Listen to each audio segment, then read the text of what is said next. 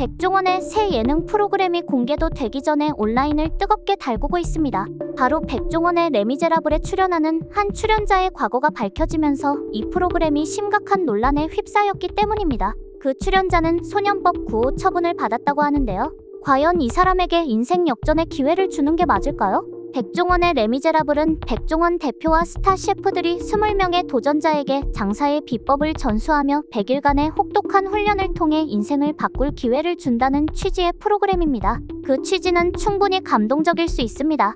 하지만 문제가 된 건 바로 출연자 중 한 명이 구호 처분을 받은 사람이라는 사실이 공개되면서부터죠. 이 소년원 구호 처분이 도대체 얼마나 심각한 처벌이기에 이렇게 논란이 되는 걸까요? 소년법에 따라 청소년 범죄자는 일반적인 형사처벌 대신 보호처분을 받게 됩니다. 그런데 1호에서 10호까지 있는 이 처분에서 9호는 두 번째로 강력한 처벌입니다.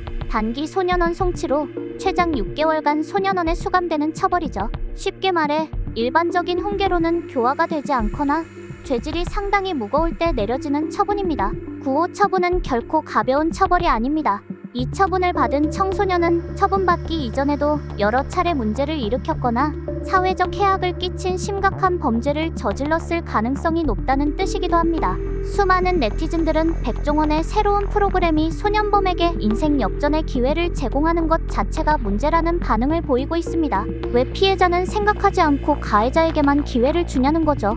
한 네티즌은 불행한 사람들과 소년 절도범을 같은 선상에 두는 건 말이 안 된다며 강하게 비판했습니다. 여기서 우리가 놓치고 있는 것은 바로 피해자의 존재입니다. 가해자의 갱생도 중요하지만 피해자가 받은 상처는 어떻게 치유될까요?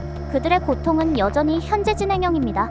한편 과거에도 갱생 프로그램으로 포장된 예능이 실패했던 사례들이 있습니다. 이들 프로그램이 단순히 감성팔이와 자극적 설정으로 끝난 경우가 많았었죠. 백종원의 레미제라블도 결국 그저 시청률을 위한 자극적인 쇼에 불과한 것 아니냐는 비판이 계속되고 있습니다. 논란이 커지자 제작진은 아직 방송이 시작도 안 됐으니 먼저 지켜봐 달라는 입장을 밝혔습니다. 하지만 이런 말로 시청자들의 불편한 마음을 달랠 수 있을까요?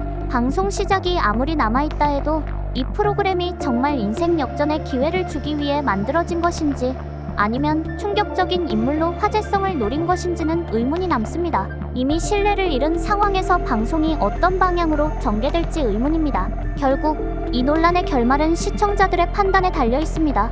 이 프로그램이 소년범에게 정말 갱생과 교화의 기회를 줄 것인지 아니면 단순히 자극적인 논란을 통해 시청률만 챙기려는 것인지 말이죠. 백종원의 레미제라블은 그야말로 시작도 하기 전에 시청자들의 따가운 시선을 받고 있습니다. 구독과 좋아요는 영상 제작에 큰 도움이 됩니다. 시청해주셔서 감사합니다.